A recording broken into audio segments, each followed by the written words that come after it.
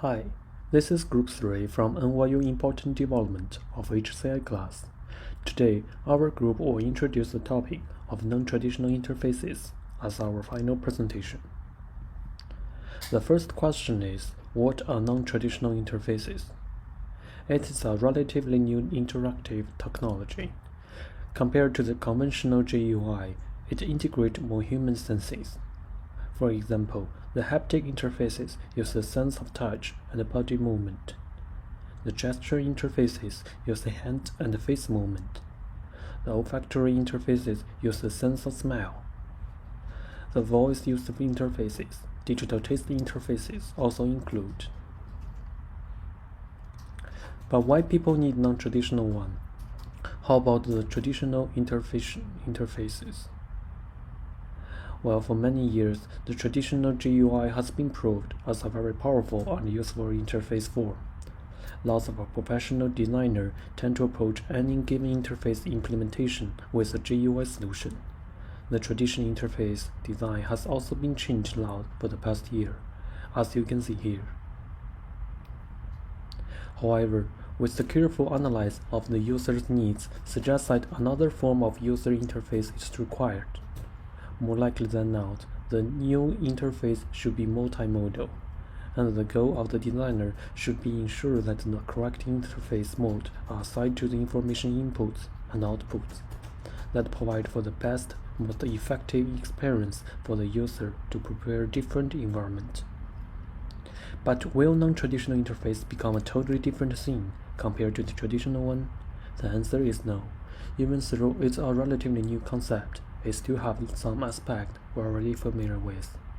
For example, the design principles will remain the same, and the UX life cycle will still apply.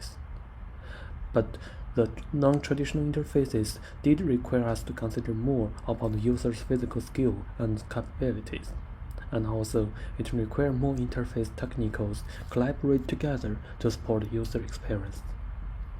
For today, our group will focus on 5 interesting topics of non-traditional interfaces. It includes haptic interface, eye-tracking interface, gesture interface, skin-on interface, and last but not least, the voice user interface.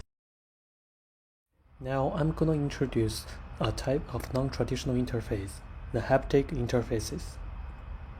So what is haptic interfaces? It's a system that allows a human to interact with a computer through bodily sensations and movement. In general word, haptic refers to a sense of touch, both tactile touch and movement. A tactile refers to sensations of surface features based on the sense of touch. Movement, which arises with the muscles and tensions, sensing the location, direction, and speed. Haptic technologies could create an experience of touch by applying force, vibrations, or motions to the user. Rather than seeing a virtual 3-dimensional object on a computer monitor, a haptic display allows a user to physically touch the object. So how does haptic interface develop? Well, it's a relatively new technology since the early 1990s. There are 3 things help the haptic technology grow. The first one is the reduced cost of necessary components in haptic system. The second one is some novel materials like carbon fiber tubing. The last one is the computational platform change. For the past 30 years, the haptic device changed a lot.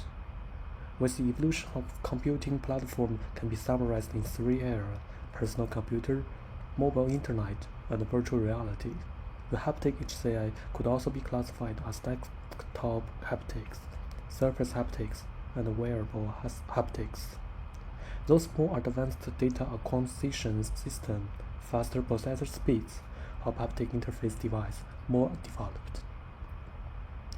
The implementation of haptic interface can be summarized 3 different types. The first one is non-portable haptic interface, like joystick. It's widely used as a simple input device for computational graphics, industry control, and entertainment. The second type is portable haptic interfaces. All elements of portable haptic interfaces are worn by the user. Based on their mechanical grounding, they can be classified as exoskeleton or hand masters. Arm exoskeletons are typically attached to a back plate and to the forearm. Hand masters, on the other hand, are attached to the user's wrist or palm. The last type implementation is the tactile interfaces. It can also be classified as vibro-tactile and wearable tactile interfaces. It conveys tactile information related to heat, pressure, vibration, and pain to the user. Haptic interfaces have a number of beneficial characteristics. First, it is enabling perception of limb movement and position, improving skilled performance of tasks, typically in terms of increased precision and speed of execution of the task, which can build virtual training in a safe and repeatable environment. For the two-dimensional, the haptic interface could enable position of the object for relatively depth, and three-dimensional, it could help user to know the actual weight of object in the environment. In addition, it could also augment the GUI, help scientific data visualization. Haptic interfaces now have many applications like video game, personal computers, virtual reality. Here's a real-life example. The haptic interfaces could build devices to help the blind or visually impaired people's life. There are three different types of haptic interfaces, and the image to show what this looks like, as you can see here. The first one, also called MOOS, provides blind users access to the elements of a regular GUI. The second one is called haptic navigation set. It could attempt to provide navigation information to the blind user. The braille display is a device typically attachable to a computer keyboard that allows a blind person to read the textual information from a computer monitor. In conclusion, haptic interface have a lot of potential and can also help people in many ways. It enables a new dimension of interactions with our world, and we can certain that this technique will be more and more widely used in the future. Okay, now I'm going to introduce another type of non-traditional interface with a eye tracking technology. People say eyes are the window to the soul, and eyes don't lie. These words shows how important eyes are as an interface to human beings. Therefore, as one of the most important windows to gather information, people always have the desire to study the visual system in order to see what influences their actions and decisions. This sounds like a vanguard of the modern technology. However, over 100 years ago, in late 1900s, Edmund Huey built a device to track the eye movement in reading. He used this invention to discover causes of fatigue and eye tension in reading, as well as raise questions related to reading fluency. As the earliest eye tracking device, it used a contact lens connected to an aluminum pointer to track eye movement. It looks big and clumsy, but it represents the rise of a new interface technology through eyes. So 100 years passed. With the rapid development of the technology, it brings us more options on tracking eye movement. The main groups are the first, screen-based, which could be attached to a laptop or monitor, or even as an individual unit. The second, wearable devices, like eye-tracking glasses and virtual reality headsets with integrated eye tracking. And the last one, simply as a webcam, which attached or built in to a computer. With the general principle of how they work is the same, the one most appropriate for the user depends on the nature of their research. Well, there are almost endless fields in which this technology and research methodology could be applied. There are several which use eye tracking extensively. They include market research, user experience, academic research, and professional performance. As we can see from the images here, we can use eye tracking to analyze which shampoo on the shelf drives more attention, or which part of a paper is more important to a reader. We can also track the eye movement paths to figure out whether this website designs in a good way to illustrate all the important information to the users. With all the different types of applications, the core of this eye tracking technology is still about the data. One typical way to analyze the data are the following three steps. Record from eye trackers, build the track paths, and generate the heat maps. As we can see on the left, it shows how a tester's eyes moved when he looks around on this shopping page. In this way, researchers will be able to have an idea of what kind of product he is looking for. There is another real-life example that the eye tracking technology helped a company grow on sales. This company tests new and existing products using purchase process simulations and high-definition virtual shelves. And eye tracking completes impact evaluation of packages and shelf positioning. In the end, they found that the old design on the left separated the information and makes customers hard to make a quick selection. So they changed the package to the one on the right. And we can easily see the heat map is more concentrated on the middle of the product. This change resulted in a 15% sales growth.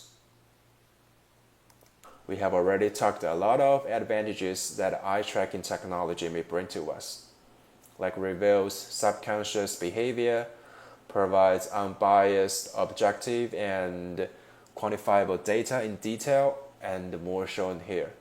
So it is time to bring some limitations on the table. First, not all eyes can be tracked due to reasons like contact lenses, glasses, and pupil color. Second, all the equipment are kind of expensive, so it will be harder to be popularized. Then, right now, only one person can be recorded at a time, so it will take more time and labor. In the end, simple tracking means nothing. We still need to be paired with an additional data collection method to accurately interpret the recordings. However, despite all the problems and limitations, I believe all the questions will be answered, and this type of new interface will have a bright future. In this part, I want to introduce gesture interface. Gesture interface is the interface that users can use simple gesture to control or interact with devices without physically touching them. And they consist of body or face movement as nonverbal communication that complements our verbal communication. Here's a picture that shows modern gesture interface. Touchscreen technology enables us to use our hands to type letters and browse the website. But just compare with the right picture, which shows a man is making a clay sculpture. We actually can find out that in some points, modern technology is reducing our gesture experience.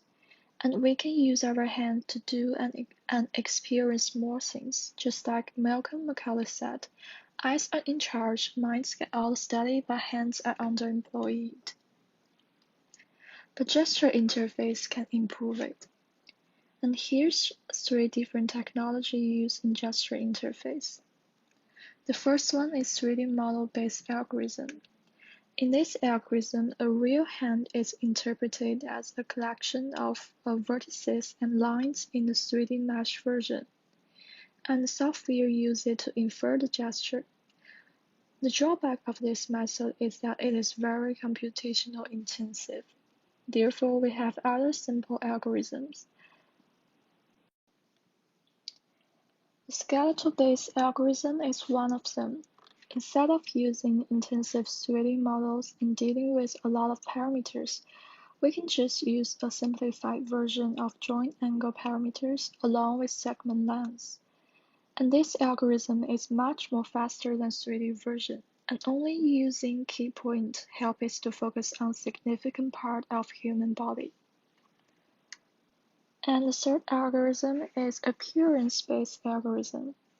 This method uses a set of points on the outlines to interpret the real hand, and they derive the parameters directly from the image or videos using a template database.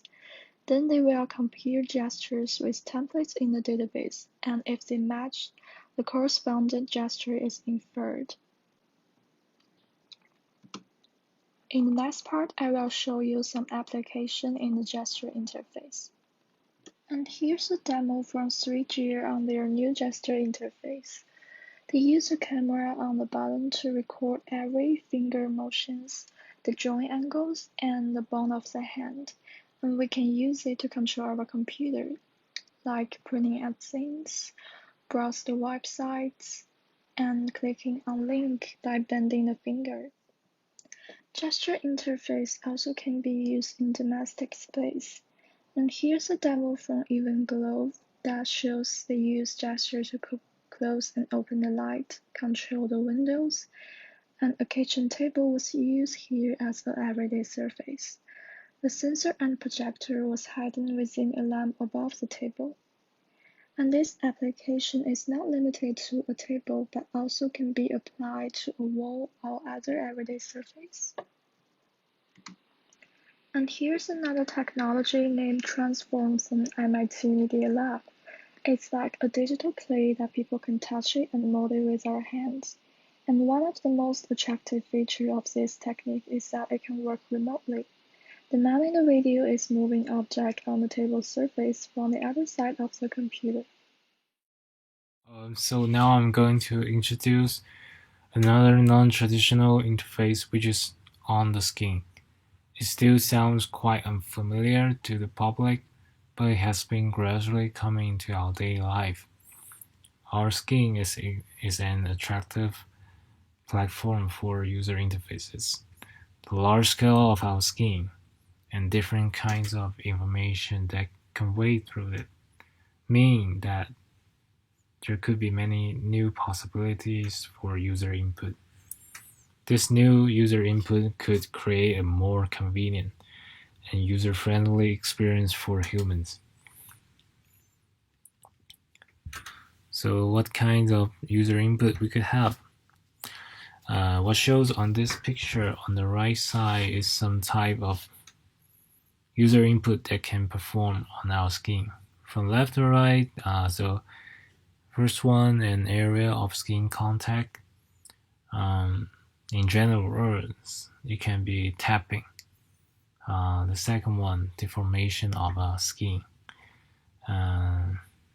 which can be pressing, pushing, or pitching. And third one is touch gestures. It's similar as using our smartphone, while now the touch screen become our skin. And of course, there could be way more input you can think about, such as temperature, heart rate, or contraction of our muscle. You name it. Skin can really convey much more info than traditional user interface. Unlike keyboard or touchscreen, our bare skin doesn't have any sensors. Sensing input on our skin requires technical solutions. Direct sensing, such as implanting, could be really annoying and less robust. And nowadays, according to some recent studies, a large portion of the researchers use optical sensors, like camera or infrared sensors, to capture the motion of our fingers or the deformation of our skin. Like for this one, it's the Xbox One camera, which is widely used in the laboratory. and image processing and computer vision are used in this area. On-skin sensing is done by measuring the change in how signals propagate on and through the skin. Touch sensor can be placed in your fingertip or the film on above the skin. So here are some applications that have been created in the market. The left one, a guy looks like the protagonist in the Full Metal Alchemist. His bionic arm can detect the contraction of the muscle on his shoulder and this part, so that it can be used as a normal arm because it used the on-skin sensing technology as mentioned in the previous slide. And the middle one, Myoband, this one, also used the same kind of technology to track the change of the forearm muscle. The third one used a mini camera. It lost some part of picture here, to capture the deformation of the skin, so that the user can get rid of the large equipment and use the skin as the touch screen. Yes, there are many benefits that have been introduced in the previous slides. However, the key challenge for the on-skin interfaces is that the limited information and accuracy. That is to say, so far our technology is still not enough to perform well on sensing the change of our skin. Latency can still be quite a problem, since if we want to put it into the market, the product need to be small and handful, while the sensors needs large computing power to capture the movement. So more work need to be done, but I think it will eventually be solved in the future. With the rapid development of artificial intelligence, speech recognition technology has increasingly become the focus of research institutions. People are committed to making the machine understand human speech commands and hope to control the machine through voice. The research and development of speech recognition will greatly facilitate people's life in the future. The development of speech recognition starts from 1952, when Bell Labs built Audrey system. It is considered to be the first speech recognition device. And then, Showbox and the Harpy program was created. In the early 1980s, the hidden Markov model begins to be used in speech recognition system, allowing machines to more accurately recognize speech. Subsequently, speech recognition technology continued to develop further. Speech recognition is a wide-ranging complex subject and is closely related to the disciplines of computer communication, speech linguistics, signal processing, and artificial intelligence. There are some important concepts in this process. First of all, it's the concept of filters. Audio signals usually contain very rich filter parameters. Different filter vectors represent different acoustic meanings. The process of selecting effective audio representations from audio signals is speech filter extraction. After filter extraction, we can further process these audio filters. The purpose of the processing is to find the probability that the speech comes from an acoustic symbol. This mode of finding probabilities through audio filters is called an acoustic model. Finally, according to the existing dictionary, decode the sequence of phrases and get the last possible text representation. There are some important models. Among them, the HMM model has been the mainstream method of practical speech recognition system. The next part is about applications of speech recognition. Today, many products are well known. The technology is widely used in the field of smart home. For example, we can control switches by voice. Siri is the most famous application in the field of electronic products. What's more, speech recognition can be used in cars. When we drive, we can use GPS systems through voice. In the field of medical treatment, the application of electronic medical records greatly facilitate the process of people seeing a doctor. This technology has many advantages. Firstly, it is easy to use. It's friendly to non-text users. Maybe you cannot read the words, but you can hear the voice. Secondly, it is low cost. You just need a microphone to start interaction. What's more, it can transmit acoustic information. For example, we can do identification based on voice print. However, it has some disadvantages. Speech recognition accuracy will be reduced in noisy environments. What's more, dialects and accents will influence the accuracy.